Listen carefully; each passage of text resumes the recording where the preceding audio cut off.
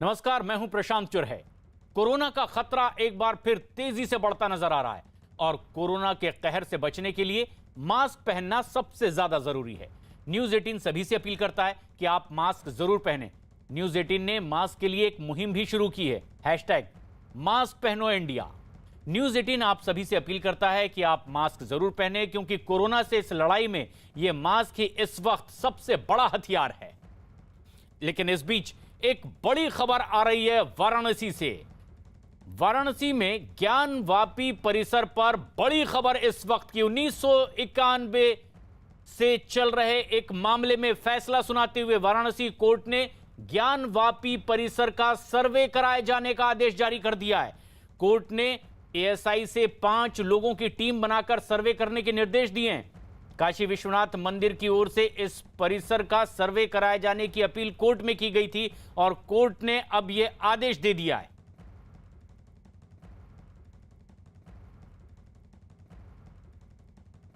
Civil जज senior division fast track court Varanasi Shri Ashutosh Tiwari ji की न्यायालय में मंदिर पक्ष के तरफ से प्रार्थना पत्र प्रस्तुत किया गया था वर्ष 2019 में, और यह निवेदन किया गया था कि जो ज्ञानवापी में पूरे ज्ञानवापी परिसर में पुरातन विश्वनाथ मंदिर मौजूद था और उसको वर्ष 1669 में गिरा करके उसके एक भाग पर ये विवादित ढांचा तैयार कर दिया गया था। आज ज्ञानवापी वाले प्रकरण में विश्वनाथ जी की दरखास्त सर्वे को स्वीकार करते हुए कोर्ट ने सर्वे करने का आदेश पारित कर दिया है। अजीत सिंह हमारे सहयोगी फोन लाइन पर मौजूद हैं। अजीत, अगर मंदिर पक्ष की ओर से यह कहा गया कि 1669 में मंदिर का एक हिस्सा गिराया गया था और फिर मस्जिद बनाया गया था, तो कोर्ट ने आखिर इस आदेश में किन किन बातों को सही मानते हुए आखिर सर्वे का आदेश दिया है? देखिए, बिल्कुल प्रशांत, कोर्ट ने साफ तौर पर जो फास्ट ट्रैक कोर्ट के जो जज थे आशुतोष तिवारी, उन्होंने साफ तौर पर वाद मित्र की अर्जी को स्वीकार करते हुए कहा कि सर्वे कराकर इसकी आख्या प्रस्तुत किया जाए, क्योंकि कोर्ट के सामने जो तथ्य रखे गए थे मंदिर की तरफ से कि 1669 में इस जगह को गिराकर यहाँ मस्जिद बनाई गई, लिहाजा यहाँ मंदिर था, मंदिर की जमीन है। तो उसके बाद कोर्ट ने ये साफ तौर पर कह दिया कि पूरा तात्विक सर्वेक्षण कराया जाएगा और बाकायदा 5 सदस्यीय टीम होगी जो इसकी सर्वेक्षण करेगी, इसके आसपास के इलाके का, जो ज्ञानवापी मस्जिद का इलाका, और उसके बाद पूरी रिपोर्ट कोर्ट को देगी। यानी इस बात को पता लगाने के लिए कोर्ट ने कहा कि इस बात की सच्चाई में जाए एएसआई की टीम कि आखिर वाकई में जिस जगह पे मस्जिद बनी है वहां मस्जिद थी या उसके अलावा कोई था। जिस बात का तर्कवाद में यानी मंदिर की तरफ से रखा गया था कोर्ट में कि यहाँ मंदिर था, मंदिर की जमीन थी, इसे बाद में गिरा कर बनाया गया, तो इन सब की जानकारी के लिए एएसआई को कहा गया कि 5 सदस्यीय टीम ये जांच करेगी और उसके बाद ये साफ हो जाएगा कि वहां क्या मिलता है, एएसआई की क्या रिपोर्ट आती है। एएसआई खुदाई करेगी, देखेगी कि जमीन के नीचे क्या है, अगल बगल क्या है, और उसकी रिपोर्ट से साफ होगा कि आखिर उस जगह पे वाकई में क्या था, क्या मस्जिद वाकई में नहीं थी जो 1669 में गिराकर बनाने की बात मंदिर के पक्ष की तरफ से कही जा रही है। तो 5 सदस्यीय टीम अब ये एएसआई की खुदाई करेगी और अपनी पूरी रिपोर्ट कोर्ट में सौंपेगी, उसके बाद कोर्ट अगली कार्रवाई करेगी। प्रशांत, यानी इस आदेश में मंदिर पक्ष की बात पर गौर करते हुए अब सर्वे का आदेश दिया गया है, लेकिन मस्जिद पक्ष की ओर से किस तरह की दलीलें रखी गई थी? देखिए, बिल्कुल मस्जिद तक के जो पक्ष है ज्ञानवापी मस्जिद की तरफ से साफ तौर पे कहा गया था, इसी बात की लड़ाई चल रही थी। उनका कहना था कि मस्जिद है और मंदिर पक्ष का कहना था कि यहाँ मंदिर था। तो लिहाजा कोर्ट ने कहा कि अब इसका फैसला एएसआई की टीम करेगी, पुरातत्व की सर्वेक्षण टीम करेगी, क्योंकि मस्जिद की तरफ से बार बार ये कहा जा रहा था कि उनका इलाका है, उसके इलाके को अतिक्रमण किया जा रहा है, बाकायदा उसकी बाद में बैरिकेटिंग भी कराएगी सपा सरकार में। तो उन सबको लेकर दलीलें दी जा रही है। तो कोर्ट ने अब ये कह दिया है कि अब इसमें किसी की दलील की कोई सवाल नहीं है। अब सीधे सीधे एएसआई की टीम जो पुरातत्व की सर्वेक्षण की टीम है 5 सदस्यीय, वो सर्वेक्षण करेगी, उस पूरे इलाके का मुआयना करेगी और उसके बाद एक रिपोर्ट अपनी फास्ट ट्रैक कोर्ट को सौंपेगी और फास्ट ट्रैक कोर्ट उस रिपोर्ट के आधार पर अपना आगे का फैसला सुनाएगा और कार्रवाई करेगा। अब पुरातात्विक सर्वेक्षण के बाद पता चलेगा कि कौन से तथ्य कोर्ट के सामने रखे जाते हैं, लेकिन इस सर्वे के लिए सरकार की तरफ से खर्च देने का आदेश भी वाराणसी कोर्ट की ओर से दिया गया है।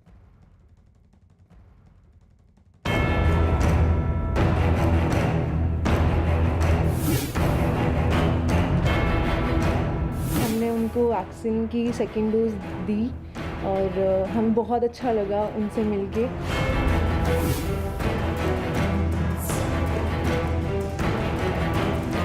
शुक्रवार को शाम को 6 बजे से लेकर शनिवार, इतवार और सोमवार के सवेरे 6 बजे तक शहरी क्षेत्र बंद रहेंगे, लॉकडाउन रहेगा।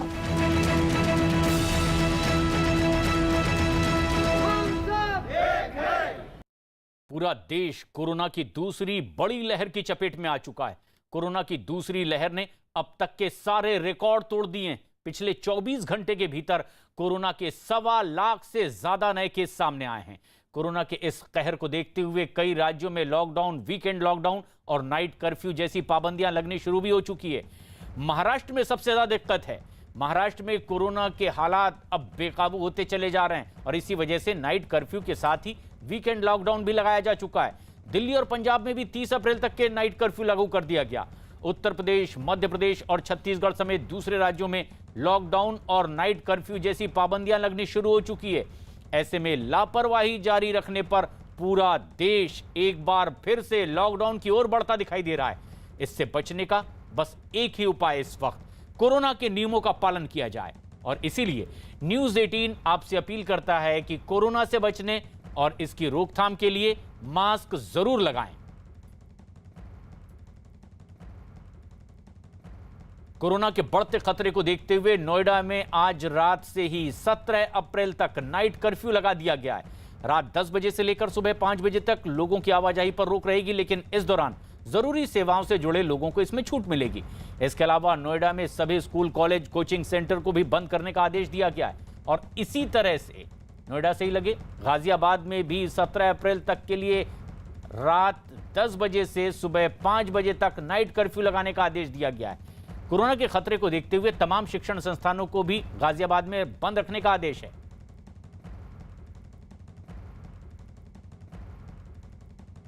जनपद गाजियाबाद में कोरोना संक्रमण को प्रभावशाली ढंग से नियंत्रित करने के लिए रात्रिकालीन निषेधाज्ञा लागू करने का निर्णय लिया गया है।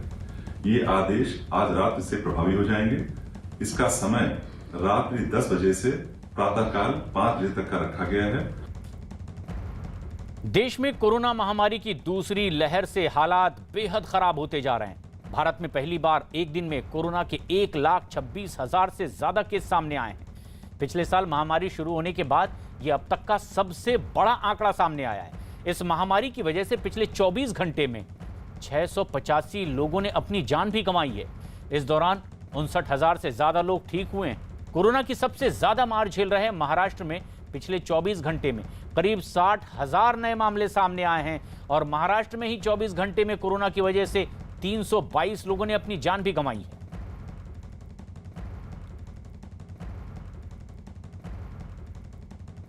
देश भर में कोरोना की दूसरी लहर का कहर देखने लगा है और इसकी 2 तस्वीरें सामने आई गुजरात से, जहां मोरबी में कोरोना के लगातार बढ़ते मामलों की वजह से अस्पतालों में मरीजों के लिए बेड कम पड़ गए। इस वजह से खुले में बेड लगाकर मरीजों का इलाज किया जा रहा है। गुजरात के ही भावनगर में भी ऐसी ही तस्वीर सामने आई, जिसे कांग्रेस सांसद शक्ति सिंह गोहिल ने अपने सोशल मीडिया पर शेयर किया है, जिसमें वहां के एक सरकारी अस्पताल में मरीजों को भर्ती न किए जाने का आरोप लगाया गया।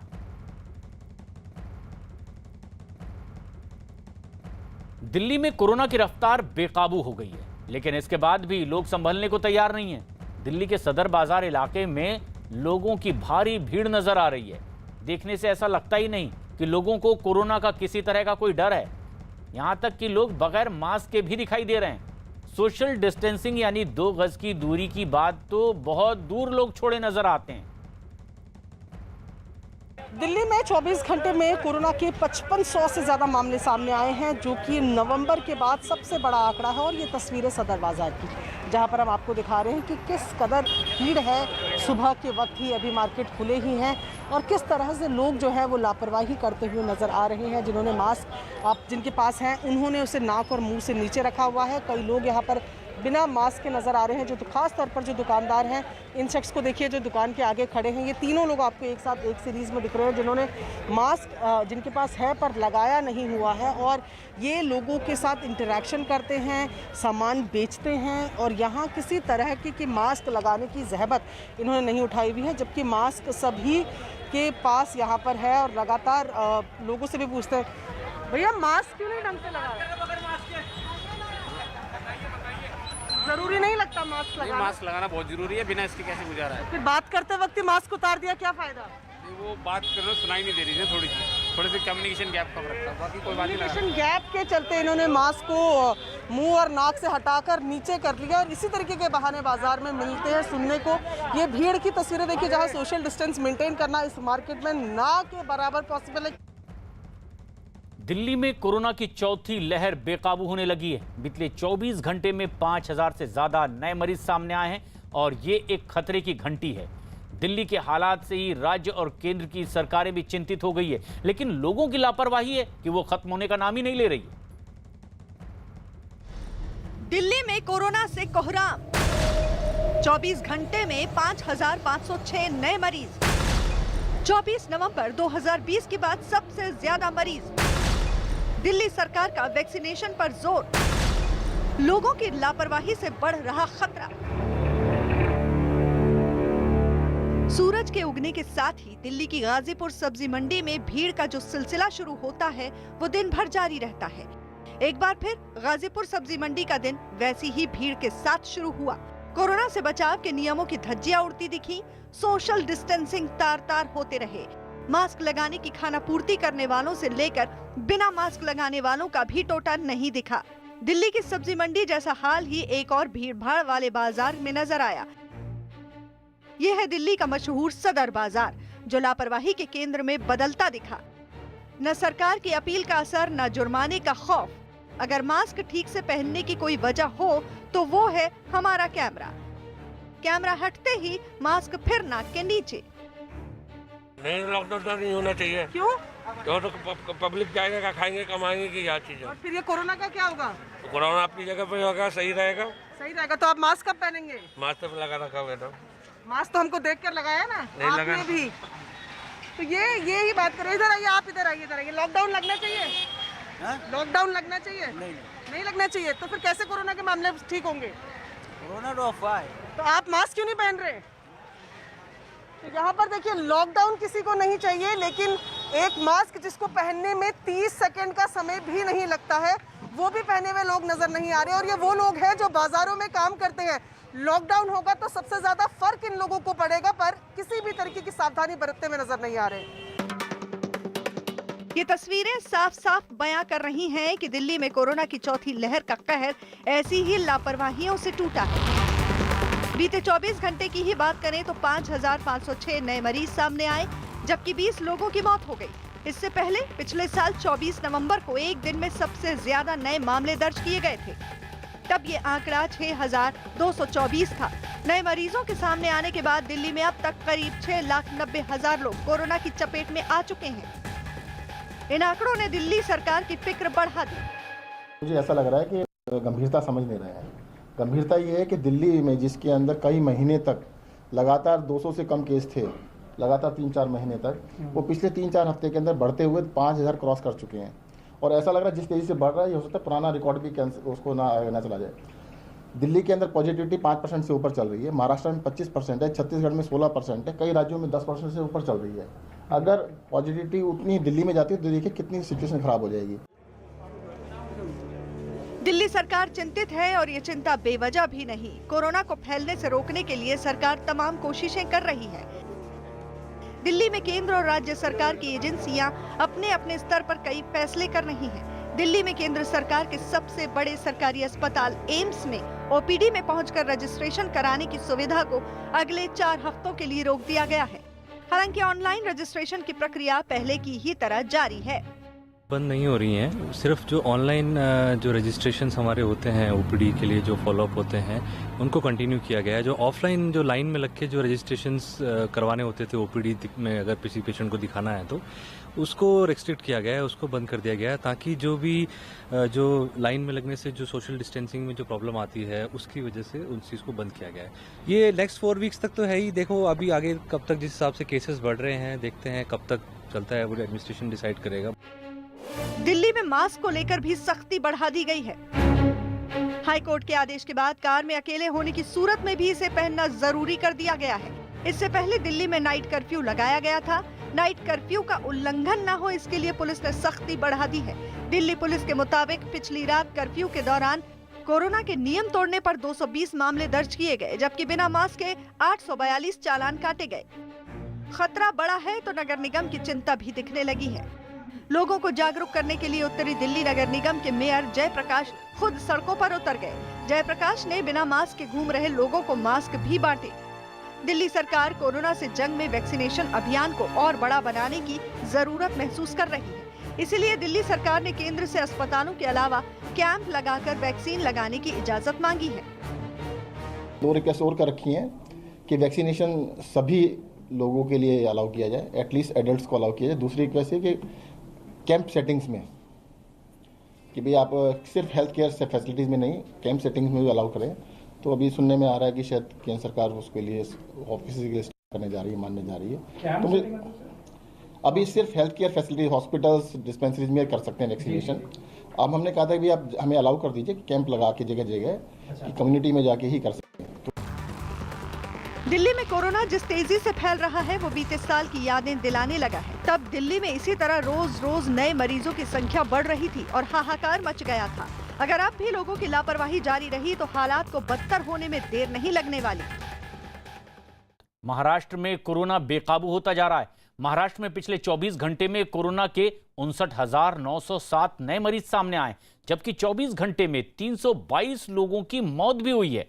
अगर मुंबई की बात करें तो वहां पर 24 घंटे के भीतर ही कोरोना के 10,428 नए केस सामने आए और 24 घंटे में ही 23 लोगों की जान भी गई है। इस बीच कोरोना के ज्यादा केस सामने आने के बाद महाराष्ट्र में वैक्सीनेशन का काम भी अब तेज कर दिया गया है।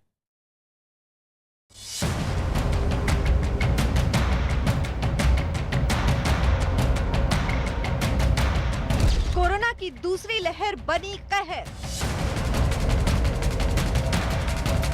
महाराष्ट्र में कोरोना ने तोड़े अब तक के रिकॉर्ड।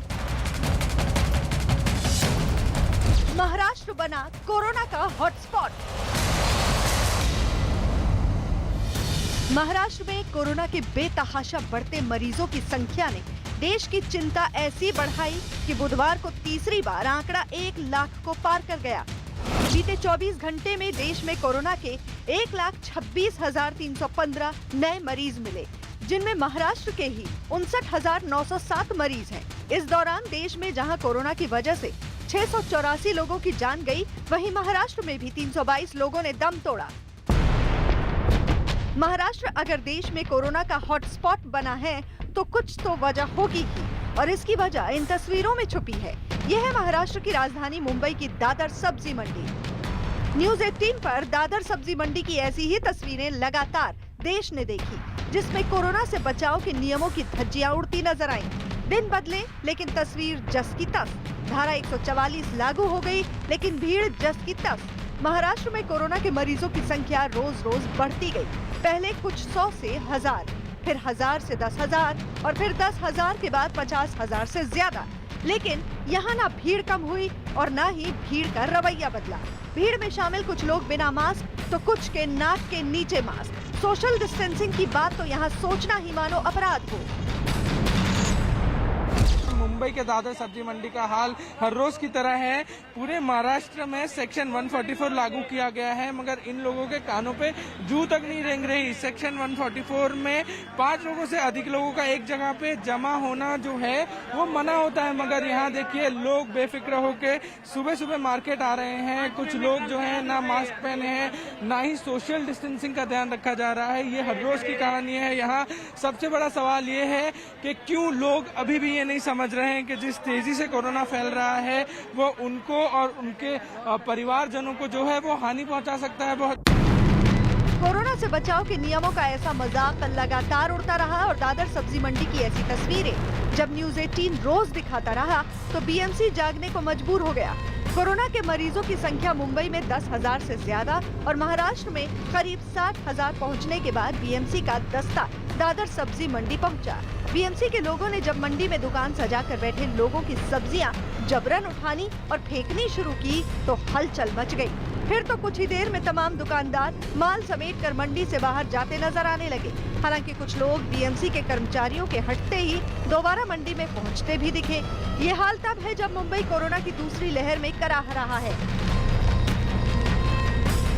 बीते 24 घंटे की बात करें तो मुंबई में कोरोना के 10,428 नए मरीज मिले और इसी दौरान 23 लोगों की मौत हो गई। खस्ता हाल मुंबई की हालत देखते हुए पुलिस और प्रशासन के लोग उन जगहों पर आज दिखे जहां जबरदस्त भीड़ होती है।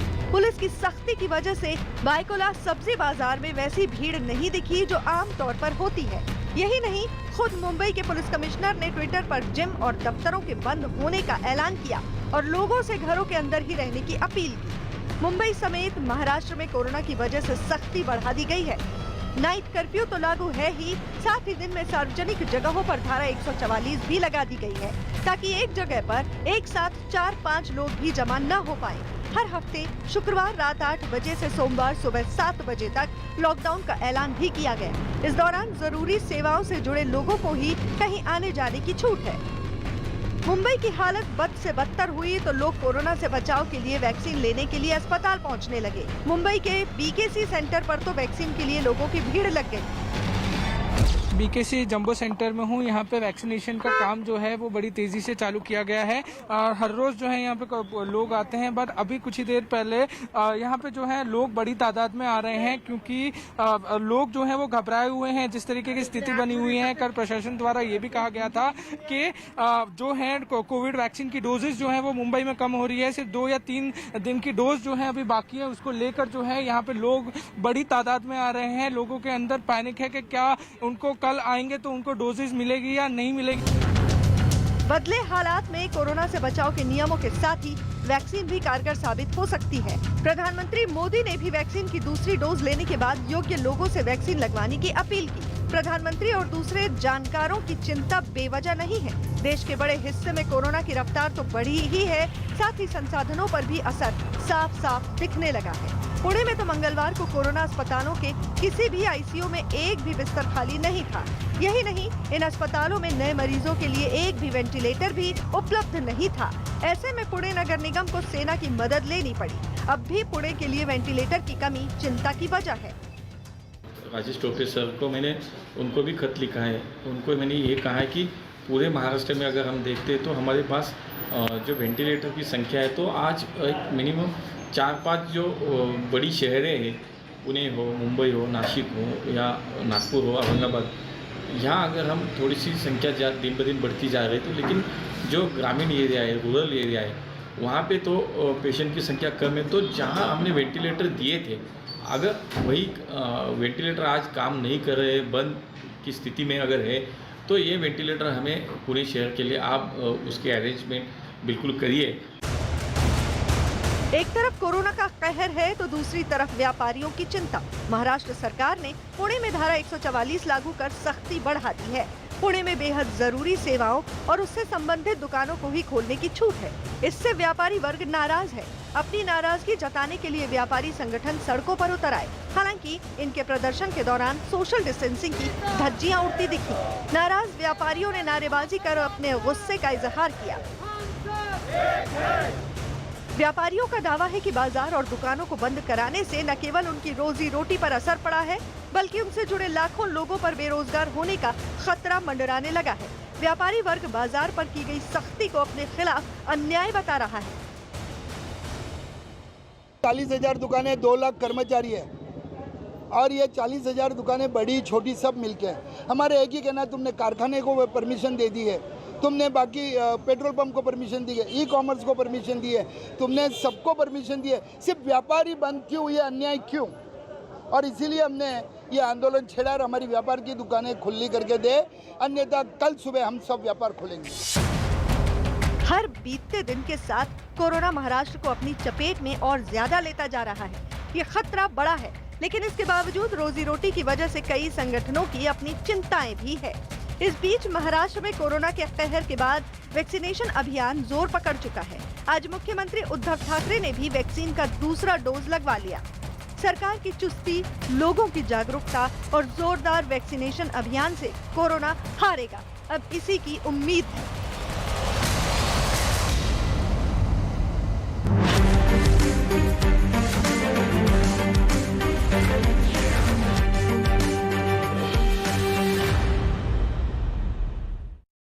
पश्चिम बंगाल में चौथे चरण के चुनाव के लिए आज आखिरी दिन है प्रचार का। चौथे दौर की जोर आजमाइश में बीजेपी धुआंधार प्रचार कर रही है और इसी कड़ी में बीजेपी अध्यक्ष जेपी नड्डा और योगी आदित्यनाथ ताबड़तोड़ रैलियां और रोड शो करने में लगे हुए हैं। अलीपुर द्वार में रोड शो के दौरान जेपी नड्डा ने बंगाल की सीएम ममता बनर्जी पर निशाना साधा। कहा, बंगाल में परिवर्तन तय है और 2 मई के बाद बीजेपी की सरकार बनेगी। साथ ही उन्होंने बंगाल को तुष्टीकरण, भ्रष्टाचार से मुक्ति दिलाने का भी वादा किया और एक के बाद एक कई रैलियां और रोड शो करते नजर आए। न सिर्फ बीजेपी के राष्ट्रीय अध्यक्ष जेपी नड्डा बल्कि योगी आदित्यनाथ भी कई रैलियां करते हुए दिखाई दिए थे और सीधे हमला ममता बनर्जी पर था। 10 तारीख को चौथे चरण का मतदान है। 44 सीटों पर मतदान होगा। 3 चरण का मतदान पश्चिम बंगाल में हो चुका है और बीजेपी अपनी पूरी ताकत अब झोंक चुकी है। मुझे पूरा विश्वास है, जो मैं इस गर्मी में, इस धूप में आप सबका उत्साह देख रहा हूं, वो सीधे बता रहा है कि बंगाल में इस बार 200 पार बंगाल में अलीपुर द्वार के बाद जेपी नड्डा कूच बिहार के मैकलीगंज में भी गए और रोड शो करते हुए पहुंचे। रोड शो के दौरान भारी भीड़ भी नजर आई। यहां उन्होंने ममता सरकार पर जमकर हमला किया। दावा किया कि 2 मई को जनता ममता को आराम देगी और बीजेपी को काम देगी। अलीपुर और कूच बिहार में जेपी नड्डा का एक के बाद एक रोड शो। दरअसल चौथे चरण का मतदान जो 10 तारीख को होना है, उसके चुनाव प्रचार का आज आखिरी दिन था और इसीलिए तेजी से रोड शो करते बीजेपी प्रत्याशी के लिए वोट मांगते नजर आए थे जेपी नड्डा। दुर्भाग्य है, दुर्भाग्यपूर्ण है और ये ममता जी के राज में टीएमसी के गुंडों ने यही किया है। हमारे 140 से ज्यादा लोग हताहत हुए हैं। 100 का तर्पण मैंने खुद किया है। मेरे ऊपर खुद भी तो अटैक हुआ था। ये तो यहाँ की संस्कृति बना दी है ममता जी ने और इसलिए इनको लॉक, स्टॉक और बैरल के साथ इनको विदा करना ये बंगाल की जनता ने तय किया। सिर्फ बीजेपी अध्यक्ष जेपी नड्डा ही नहीं बल्कि बीजेपी के तमाम स्टार प्रचारक पश्चिम बंगाल में एक के बाद एक रैलियां, रोड शो कर रहे हैं और उत्तर प्रदेश के मुख्यमंत्री योगी आदित्यनाथ उन्हीं में से एक हैं। चौथे चरण के मतदान से पहले योगी आदित्यनाथ हुगली में चुनाव प्रचार करते नजर आए। रैली में योगी आदित्यनाथ ने ममता सरकार पर जमकर हमला बोला। हावड़ा और हुगली में कई जगह रैलियां की और ममता सरकार को निशाने पर लिया। हर एक बात में गुस्सा होती है, हर कार्य में गुस्सा होती है। भाजपा का कार्यकर्ता या बंगाल का कोई नौजवान, बंगाल का कोई नागरिक जय श्री राम बोलती है तो ममता दीदी बोलती है कि जेल के अंदर डाल देंगे। लेकिन बंगाल के नौजवानों का, बंगाल के नागरिकों का मैं अभिनंदन करूंगा। कल मैं दार्जिलिंग में था और दार्जिलिंग में भी, पहाड़ी में भी और यहाँ मैदान में भी एक ही नारा गूंज रहा है, जय श्री राम। मैं निवेदन करता हूं, आपने ममता दीदी की धमकी को दरकिनार करते हुए यहाँ मैं राम, जय श्री राम के नारे को एक मंत्र बना दिया है और जय श्री राम के इस मंत्र के बल पर भारतीय जनता पार्टी बंगाल की सभी समस्याओं का समाधान करने वाली है।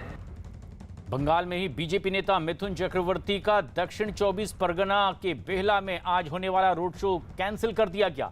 स्थानीय प्रशासन की तरफ से इजाजत न मिलने की वजह से उनका यह रोड शो रद्द करना पड़ा।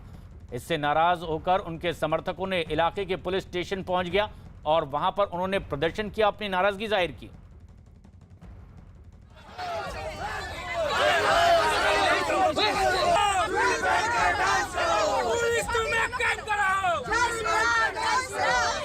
बीजेपी कार्यकर्ता पश्चिम बंगाल पुलिस पर आरोप लगा रहे थे क्योंकि मिथुन चक्रवर्ती के रोड शो को इजाजत नहीं दी गई और इससे नाराज बीजेपी कार्यकर्ता और मिथुन के प्रशंसक पुलिस थाने के बाहर प्रदर्शन करते नजर आए।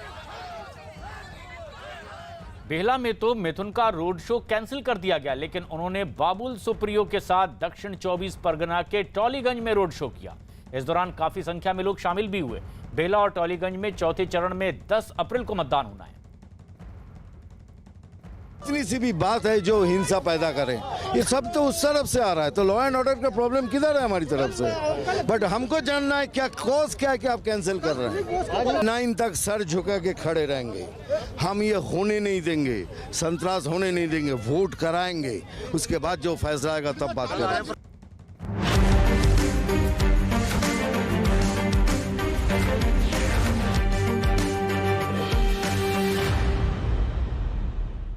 वाराणसी के ज्ञानवापी परिसर पर एक बड़ी खबर इस वक्त आ रही है। 1991 से चल रहे एक मामले में फैसला सुनाते हुए वाराणसी कोर्ट ने ज्ञानवापी परिसर का सर्वे कराए जाने का आदेश जारी कर दिया है। कोर्ट ने एएसआई से 5 लोगों की टीम बनाकर सर्वे करने के निर्देश दिए हैं। काशी विश्वनाथ मंदिर की ओर से इस परिसर का सर्वे कराए जाने की अपील की गई थी। सिविल जज senior division fast track court Varanasi Shri Ashutosh Tiwari ji की न्यायालय में मंदिर पक्ष के तरफ से प्रार्थना पत्र प्रस्तुत किया गया था वर्ष 2019 में, और यह निवेदन किया गया था कि जो ज्ञानवापी में पूरे ज्ञानवापी परिसर में पुरातन विश्वनाथ मंदिर मौजूद था और उसको वर्ष 1669 में गिरा करके उसके एक भाग पर ये विवादित ढांचा तैयार कर दिया गया था। आज ज्ञानवापी वाले प्रकरण में विश्वनाथ जी की दरखास्त सर्वे को स्वीकार करते हुए कोर्ट ने सर्वे करने का आदेश पारित कर दिया है। अजीत सिंह हमारे सहयोगी फोनलाइन पर मौजूद हैं। अजीत, कई सालों से लंबित ये मसला था, आखिर किन किन बातों को गौर करते हुए वाराणसी कोर्ट ने अब इस ज्ञानवापी परिसर के सर्वे का आदेश दिया है? देखिए, बिल्कुल प्रशांत, ये काफी लंबे समय से मामला चला रहा था और 1991 का ये मामला है। और अब जो वाद मित्र मंदिर तरफ से जो अर्जी थी उस पर सुनवाई होते होते इस स्टेज पर पहुंचा कि जो फास्ट ट्रैक के जज हैं उनकी तरफ से कहा गया कि अब इस पूरे मामले पर एएसआई यानी पुरातत्व विभाग सर्वेक्षण करेगा और 5 सदस्यों की टीम बनाई जाएगी। कोर्ट ने यह भी कहा कि 2 सदस्य इसमें अल्पसंख्यक समुदाय हों जिससे किसी तरह का कोई आरोप न लगे। तो जो मंदिर पक्ष का दावा था, उनका कहना है कि यहाँ 1669 के वक्त यहाँ मंदिर का इलाका था, मंदिर परिसर था, इसे तोड़कर बाद में यहाँ मस्जिद बनाई गई। दूसरी तरफ मस्जिद पक्ष का कहना था कि ये उनकी मस्जिद है, उनका अधिकार है, लिहाजा कोर्ट ने कहा कि अब इसका फैसला पुरातत्व विभाग की टीम करेगी प्रशांत, और बाकायदा 5 सदस्यीय टीम सर्वे करेगी उस आसपास के इलाके का, ज्ञानवापी मस्जिद का, उसके अगल बगल का, और जो मिलेगा तथ्य यानी जो खुदाई एएसआई करेगी उस खुदाई पे आधार पर अगर सबूत जिसके पक्ष में मिलेंगे वो रिपोर्ट बाकायदा एक आख्या तैयार की जाएगी जो फास्ट ट्रैक कोर्ट को सौंपी जाएगी और उसके बाद सबूतों के आधार पर कोर्ट आगे फैसला सुनाएगी। क्योंकि लगातार इस मामले को लेकर जो विवाद भी बढ़ता रहा, लगातार इसको सवाल भी खड़े होते रहे। फिलहाल अभी जो कोर्ट की तरफ से साफ कर दिया गया कि 5 सदस्यीय टीम होगी एएसआई की जो सर्वेक्षण करेगी और एक विस्तृत इसकी आख्या तैयार करेगी और कोर्ट को सबमिट करेगी। फिलहाल इसको लेकर जो मंदिर पक्ष के लोग हैं उनका साफ तौर पर कहना है कि हम लगातार इस बात को कहते रहे हैं कि यहाँ मंदिर था, मंदिर के तोड़कर यहाँ इस इलाके को बनाया गया था मस्जिद, और मस्जिद पक्ष ये कह रहा है प्रशांत की वो उनकी जमीन है। तो अब सब कुछ दारोमदार उस 5 सदस्यीय पुरातात्विक टीम पर है जो सर्वेक्षण करके रिपोर्ट सौंपेगी। 1669 में मंदिर का एक हिस्सा गिरा दिया गया था। अगर इस तरह की दलील देकर के कोर्ट में गए थे तो किन बातों पर गौर किया वाराणसी कोर्ट ने कि आखिरकार सर्वे की बात अब कही गई है और इस मंदिर पक्ष से कौन कौन सी ठोस चीजें कोर्ट में पेश की गई? मंदिर पक्ष की तरफ से जब से वाद मित्र की तरफ से दाखिल हुआ था मंदिर की पक्ष से लगातार उनकी तरफ से कहा जा रहा था कि बगल में काशी विश्वनाथ मंदिर है, ये जो पूरा इलाका है गंगा जी के किनारे का ये मंदिर परिसर है, यहाँ मस्जिद थी नहीं। 1669 में इसके एक हिस्से को तोड़कर मस्जिद बनाई गई थी, लिहाजा इस पर हमारा अधिकार है, हमें इसको सौंपा जाए। दूसरी तरफ मस्जिद के जो लोग थे उनकी तरफ से साफ तौर पर कहना था नहीं, बिल्कुल हमारा, इस पर हमारा अधिकार है। तो अब सर्वेक्षण टीम तय करेगी कि आखिर ये इतना पुराना ये वाद 1991 से कोर्ट में चल रहा था, लेकिन बेहद अहम फैसला कोर्ट ने सुनाया है। उपेंद्र द्विवेदी हमारे सहयोगी वाराणसी से इस वक्त हमसे सीधे जुड़ रहे हैं, इस खबर पर नजदीक से नजर बनाए हुए थे कोर्ट की इस पूरी कार्रवाई पर। उपेंद्र, क्या आज इस पूरी कोर्ट की कार्रवाई में आपने देखा और क्या आदेश सुना? जैसा कि सहयोगी अजीत बता रहे थे, ये 1991 से मामला था, लेकिन कुछ दिनों के लिए चूंकि मुस्लिम जो पक्ष था इसमें से 2 इस पूरे मामले के पैरोकार थे, एक सुन्नी वक्फ बोर्ड लखनऊ, दूसरा इंतजामिया कमेटी जो वाराणसी में इस पूरे मामले को देख रही थी। तो इंतजामिया कमेटी की ओर से भी यही तर्क दिया गया, सुन्नी वक्फ बोर्ड की ओर से यही तर्क दिया गया। उन्होंने जो है वर्शिप एक्ट का, जो कि अयोध्या वाले मसले पे भी जो है दिया गया था मस्जिद पक्ष की ओर से, बाबरी मस्जिद पक्ष की ओर से, तो उन्होंने भी यहाँ पर वर्शिप एक्ट दिया और इस पूरे मामले को लेकर उन्होंने जो हाई कोर्ट पे एक स्टे का एक हवाला दे रहे थे, लेकिन कोर्ट का ये कहना था कि इसका स्टे से कोई लेना देना नहीं। कोर्ट ने करीब 16 से 17 बार इस तारीखों को आगे बढ़ाया और करीब 1.5 साल तक इस पर 1.5 साल पहले ये एप्लीकेशन पड़ी थी कि पुरातात्विक सर्वेक्षण की मांग की गई। जो वाद मित्र हैं विजय शंकर रस्तोगी, उन्होंने पुरातात्विक सर्वेक्षण की मांग की थी, लेकिन उपेंद्र आज एक बेहद अहम फैसला कोर्ट ने सुना दिया है कि अब सर्वे किया जाएगा और इस सर्वे का खर्च भी सरकार उठाएगी। अब इस पूरे वाद में सर्वे का भी आदेश वाराणसी कोर्ट ने जारी कर दिया है। 1991 से कोर्ट में लंबित इस मामले में वाराणसी कोर्ट ने आखिर फैसला सुनाया है। एक बड़ी खबर इस वक्त नक्सली मुठभेड़ से जुड़ी। नक्सलियों ने जिस सीआरपीएफ जवान को बंदी बनाया था, सूत्रों के हवाले से खबर यह है कि अब नक्सलियों ने उसे छोड़ दिया है। बीजापुर से अगवा किया था। बीजापुर और सुकमा के सीमा पर 3 अप्रैल को यह मुठभेड़ हुई थी। राकेश्वर मिन्हास नाम के सीआरपीएफ के इस जवान को उन्होंने बंदी बनाया था और फोटो भी जारी की थी। कुछ शर्तें रखी थी कि जो मीडिएटर की भूमिका में होंगे बातचीत के लिए, उसकी लिस्ट सरकार दे। और अब आखिरकार सीआरपीएफ जवान को उन नक्सलियों ने छोड़ दिया है। सूत्रों के हवाले से एक बड़ी खबर आ रही है इस वक्त की, जब 3 तारीख को छत्तीसगढ़ के बीजापुर और सुकमा के सीमावर्ती इलाके में मुठभेड़ हुई थी। 23 जवानों को अपनी शहादत देनी पड़ी थी। बड़ी तादाद में नक्सली भी इसमें मारे गए थे, लेकिन सीआरपीएफ के एक जवान को अगवा कर लिया था नक्सलियों ने। लेकिन अब सूत्रों के हवाले से खबर है कि सीआरपीएफ के इस जवान राकेश्वर मिन्हास को छोड़ दिया है। सीआरपीएफ के इस जवान को रिहा किया है नक्सलियों ने, जिसके लिए वो लगातार सरकार से उन मीडिएटर्स की सूची की मांग कर रहे थे और कुछ शर्तों के साथ छोड़ने की बात कर रहे थे। लेकिन अब आखिरकार नक्सलियों ने सीआरपीएफ के इस जवान को रिहा कर दिया है। सीआरपीएफ का एक काफिला दरअसल सुकमा और बीजापुर के सीमावर्ती इलाकों में नक्सलियों की मौजूदगी की खबर मिली थी और उसके बाद सर्च ऑपरेशन पर निकले इन नक्सलियों ने हमला किया था। हमारे वरिष्ठ सहयोगी प्रकाश चंद होता इस वक्त हमारे साथ सीधे जोड़ रहे हैं फोन लाइन पर। प्रकाश, अब आखिरकार सीआरपीएफ जवान को छोड़ने की खबर आ रही है, किस तरह का अपडेट अब तक का? देखिए, जो जानकारी मिल रही है, जानकारी यही है कि माओवादियों ने एक समाज सेवी धर्मपाल सैनी के हाथों हमारे जवान को, कोबरा जवान को छोड़ दिया है, लेकिन अभी भी इंतजार है तर्रेम थाने में पहुंचने की। वो थाने में जब तक नहीं पहुंचेंगे तब तक पुलिस आईजी कह रहे हैं पुष्टि नहीं कर सकते। पुलिस की भी मल्टीपल सोर्सेस कह रहे हैं जब तक वो सशरीर हम नहीं देख लेते, हमारे पास नहीं पहुंच जाते, तब तक हम नहीं कहेंगे छोड़ दिए हैं। लेकिन जो जानकारी मिल रही है, माओवादियों ने छोड़ दिए हैं उनको। जी